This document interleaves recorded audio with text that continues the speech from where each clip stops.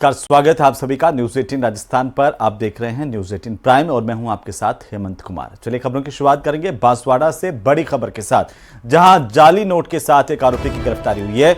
आनंदपुरी थाना पुलिस को बड़ी सफलता मिली है। 1,39,300 रुपए के जाली नोट बरामद किए गए हैं। आरोपी के पास से जाली नोटों की बरामदगी हुई है, जिसमें 500, 200 और 100 के जाली नोट बरामद हुए हैं। बड़ी कार्रवाई यहां पर और एक्सक्लूसिव तस्वीरें इस वक्त आपकी टीवी स्क्रीन पर। हमारे संवाददाता आकाश बांसवाड़ा से जुड़ चुके हैं फोन लाइन पर। आकाश, कैसे ये कार्रवाई की गई है और क्या जानकारी मिल रही है? जी, बताना चाहेंगे कि बांसवाड़ा जिले के आनंदपुरी थाना क्षेत्र का मामला है, जहां पुलिस अधीक्षक हर्षवर्धन अग्रवाल को गोपनीय सूचना मिली थी कि एक व्यक्ति नकली नोट लेकर जा रहा है, जिस पर आनंदपुरी थाना पुलिस ने टीम गठित की और आरोपी को गिरफ्तार किया, जिसके पास 1,39,300 रुपए के जाली नोट बरामद हुए हैं, जिसमें 500 के भी हैं, 100 के और 200 के भी नोट बरामद हुए। अब भी पुलिस आरोपी से पूछताछ कर रही है कि ये नोट कहां से लाया और कहां ले जाना था। जी, बहुत शुक्रिया तमाम जानकारी के लिए आकाश। नजर बनाए रखिए, अपडेट हम आपसे लेते रहेंगे। महमूद गजनवी के भांजे और सेनापति अब्दुल सालार गाजी की याद में लगने वाले नेजा मेले में पिछली बार की तरह इस बार भी ये मेला नहीं लगेगा। पुलिस ने मेले की शुरुआत से पहले जहां झंडा लगाया जाता था, उसे गड्ढे को सीमेंट से बंद करवा दिया है। जहां मेला लगता है वहां पर भारी संख्या में फोर्स तैनात है। पुलिस का यह कहना है कि गलत परंपरा थी, जिसे जारी रखना ठीक नहीं है। रिपोर्ट देखिए।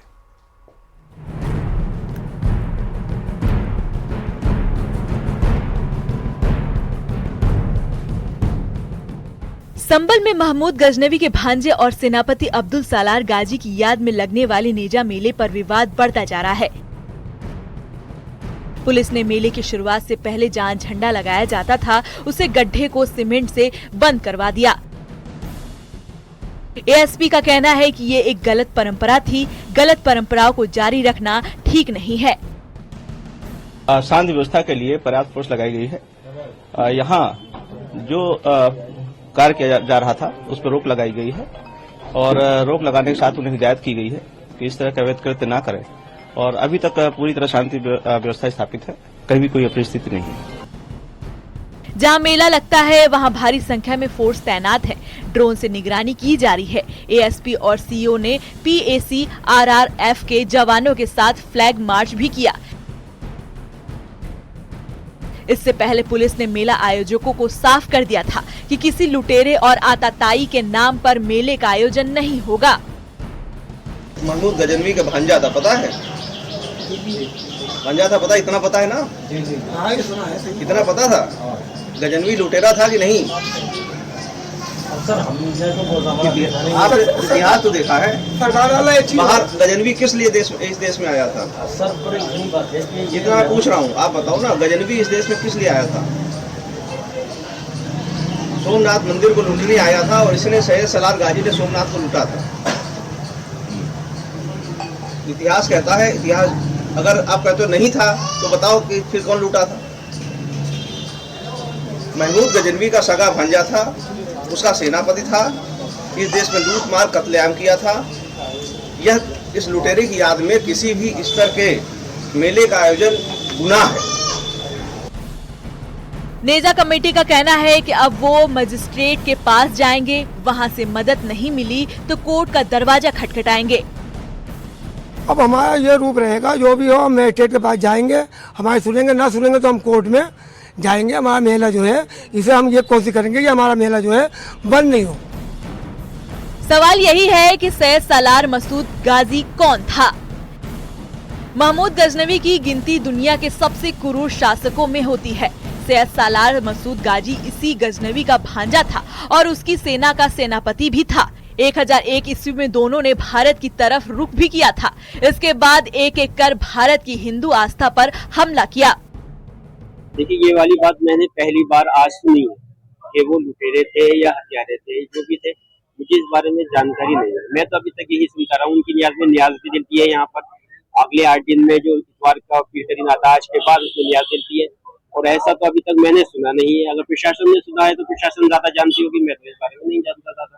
प्रशासनिक तौर पर ये सही निर्णय है और ये काम तो विगत आजादी के हिंदुस्तान सन 47 में आजाद हुआ, उसके बाद जो भी दास्ता के प्रतीक थे, इनका अवेस्टमेंट किया जाना चाहिए। और ये दास्ता के प्रतीक अवाकर रेवोल्यूश किए जा रहे हैं, ये एक सराहनीय कदम है। पिछले 25 साल के अंदर संभल से 4 किलोमीटर दूर बादी गुम्बद है, वहाँ पर अनलॉफुली मेला असेंबल किया जाने लगा, जिस पर हम लोगों ने पहले भी 90 में 92 में ऑब्जेक्ट किया कि इट इज रॉन्ग प्रैक्टिस भाई था, it is going to be started there. तो ये एब्लिशमेंट जरूरी था और ये सब लोग संभल के लोग तो सराहनीय हुआ। पुलिस प्रशासन की तरफ से तय कर दिया गया है कि आक्रमणकारी महमूद गजनवी के सेनापति सालार मसूद गाजी की याद में लगने वाला नेजा मेला इस बार नहीं लगेगा। न्यूज़ 18 के लिए ब्यूरो रिपोर्ट।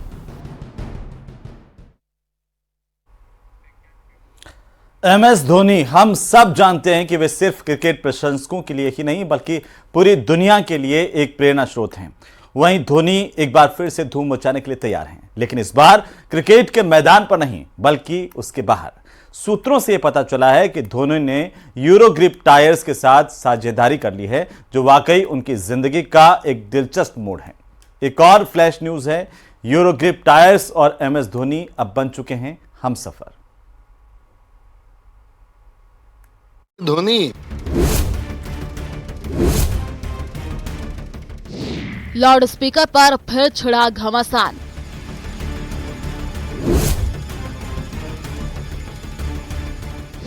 बाल मुकुंदाचार्य के बयान पर सियासत तेज। दिन में 5 बार बहुत तेज लाउड स्पीकर चलता है, कृपया मेरी अधिवक्ता मेरी प्रार्थना को स्वीकार करें। मैं आपको नियुक्त करता हूं और आप मेरे वकील बनकर इस समस्या से निजात दिलाएं। प्रताप सिंह खाचरियावास का पलटवार। बीजेपी के कुछ विधायकों का और पूरे देश में बीजेपी के नेताओं का खुद का लाउड स्पीकर फेल हो गया। कानून मंत्री जोगाराम पटेल ने अपनाया कड़ा रुख।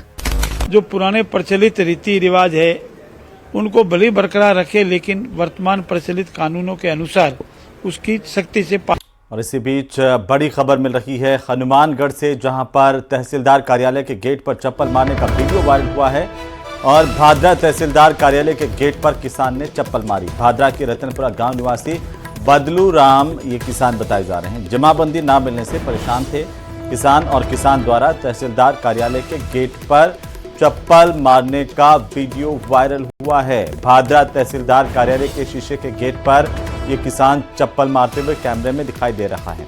भादरा के रतनपुरा गांव निवासी बदलू राम इनका नाम बताया जा रहा है। बार बार चक्कर काटने पर भी जमाबंदी नहीं मिलने से किसान बहुत परेशान हैं और फार्मर रजिस्ट्री के लिए जमाबंदी की आवश्यकता की बात भी सामने आई है। भादरा तहसीलदार धर्मेंद्र जांदू द्वारा भी पटवारी से जानकारी मांगने की बात सामने आई है। वायरल वीडियो की न्यूज़ 18 राजस्थान पुष्टि नहीं करता है। के चेयरमैन जगदम्बिका पाल के खिलाफ विपक्ष के नेता और मौलाना लगातार हमलावर हैं और अब नौबत देख लेने और धमकी देने तक की आ गई है। वहीं जगदम्बिका पाल ने भी विपक्ष पर करारा पलटवार किया। उन्होंने कहा है कि बिल का विरोध कर रहा विपक्ष दरअसल मुसलमानों को गुमराह कर रहा है। ये रिपोर्ट देखिए।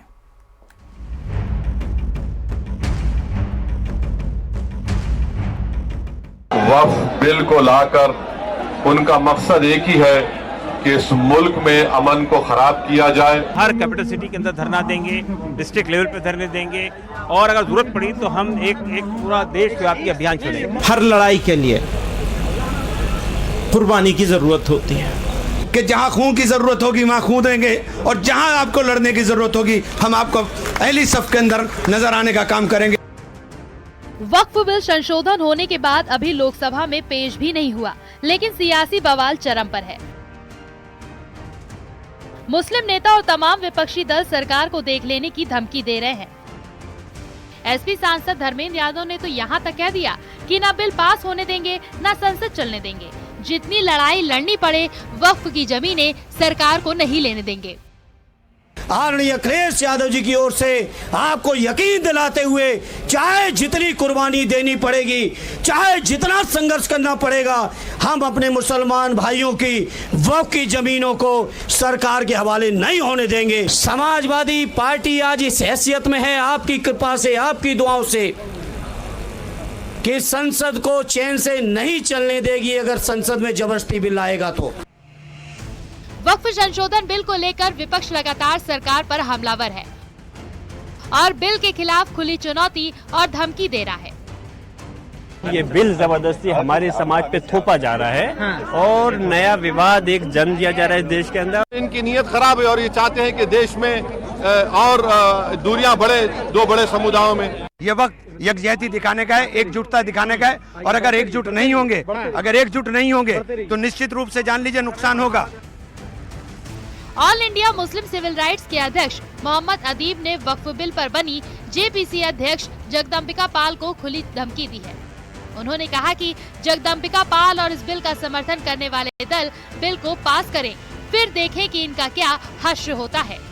तो जगदम्बिका पाल साहब को आप ये खबर दे दीजिए कि वो पास करके दिखाएं और फिर देखें कि क्या हश्र होता है उनका, और उन पार्टियों का जिन्होंने इस बिल को पास कराया है उसको हम दिखाएंगे। वक्फ संशोधन बिल पर जेपीसी कमेटी के चेयरमैन बीजेपी सांसद जगदम्बिका पाल ने विपक्ष पर करारा पलटवार किया है। उनका कहना है कि बिल का विरोध कर रहा विपक्ष दरअसल मुसलमानों को गुमराह कर रहा है। जो प्रशासन है वो संज्ञान लेगा और जो भी कार्रवाई होगी अपना सुनिश्चित करेंगे। वक्फ संशोधन बिल रिपोर्ट अभी सदन में पेश नहीं हुई, उसके बावजूद मुस्लिम पर्सनल लॉ बोर्ड ने धरना दिया। इसमें कांग्रेस, समाजवादी पार्टी के तमाम नेता पहुंचे और इस पे ऐतराज भी बिल पे जताया। आखिर क्यों, जब अभी कानून भी नहीं पास हुआ और वो लोग भी गए जो इस ज्वाइंट पार्लियामेंट्री कमेटी के हिस्सा थे, तो अभी अमेंडेड एक्ट पार्लियामेंट में आया नहीं, उसमें बहस करने का अवसर है, उसमें विरोध करने का अवसर है, और ये कहना गुमराह करना है देश को। कल जंतर मंतर में धरना भी हो गया। मैं जानना चाहता हूँ कि जो बातें वो कह रहे हैं वो अमेंडमेंट के किस क्लाज में है, क्लाज बाय क्लाज में वो रहे हैं। केवल देश के अल्पसंख्यकों को, मुसलमानों को गुमराह किया जा रहा है।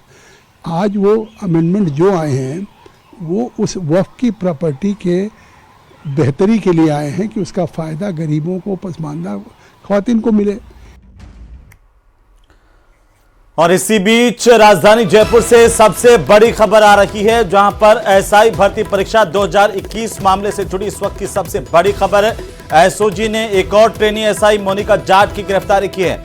पौरव कालेर की गिरफ्तारी के बाद ये आरपीए से फरार हो गई थी मोनिका ने 15 लाख रुपए में पौरव कालेर गैंग से सौदा किया था। मोनिका की गिरफ्तारी के बाद और भी कई राज इस पेपर लीक को लेकर खुलेंगे। मोनिका की परीक्षा में 34वीं रैंक थी।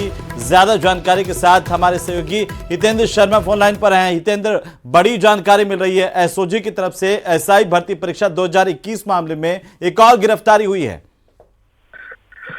जी हाँ, ये गिरफ्तारी काफी वक्त बाद हुई है। काफी टाइम से इसकी तलाश भी थी पुलिस को, क्योंकि पौरव कलेर को जब गिरफ्तार किया गया था, क्योंकि वो ब्लूटूथ के जरिए और जो आधुनिक जो संसाधन है उनके जरिए जो जितने भी पेपर सॉल्व कराए गए और जितने भी पेपर लीक हुए उनमें पौरव कलेर जो है इसकी भूमिका थी। और इसकी गिरफ्तारी के बाद से ही जो है ये आरपीए से फरार हो गई थी मोनिका। ये ट्रेनी एसआई थी और यहाँ राजस्थान पुलिस एकेडमी में बाकायदा जो है ट्रेनिंग ले रही थी और इसकी काफी अच्छी रैंक भी आई थी। 34वीं रैंक थी इसकी ओवरऑल और महिलाओं में इसकी 3री रैंक थी।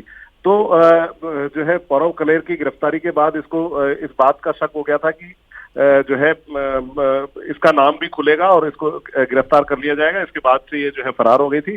अब इसे गिरफ्तार कर लिया गया है और इसमें मोनिका ने जो है 15 लाख रुपए में जो है पौरव कलेर गैंग से ये सौदा किया था और ब्लूटूथ के जरिए उनको सॉल्व पेपर पढ़ाए जाने का जो है सौदा किया गया था पेपर से पहले, ताकि वो पूरा सॉल्व पेपर पढ़ ले। और उसके बाद जो है तो उसके बाद जो इन्होंने एग्जाम दिया उसमें इसकी जो है 34वीं रैंक आई और महिलाओं में 3री रैंक आई। जी बिल्कुल हितेंद्र, इसकी गिरफ्तारी से कई और भी राज खुलेंगे, कुछ और लोगों की गिरफ्तारी भी हो सकती है। बिल्कुल, और लोगों की भी गिरफ्तारी होगी। इससे पूछताछ के बाद इससे भी पता चलेगा कि और कौन लोग थे इसके साथ, जो जिन लोगों ने पेपर पढ़ा या जिन लोगों के संपर्क में ये आई, और कौन लोग इसमें पेपर लीक में इन्वॉल्व हैं, छोटे लोग हैं, बड़े लोग हैं, किस लेवल के लोग हैं, क्योंकि सरकार की तरफ से भी लगातार ये कहा जा रहा है कि बिल्कुल हितेंद्र, बहुत शुक्रिया तमाम जानकारी के लिए। नजर बनाए रखिए, अपडेट हम आपसे लेते रहेंगे। तो ये बड़ी गिरफ्तारी मानी जा रही है एसओजी की एसआई भर्ती परीक्षा 2021 पेपर लीक मामले को लेकर के। बहरहाल न्यूज़ 18 प्राइम में आज के लिए इतना ही। नमस्कार।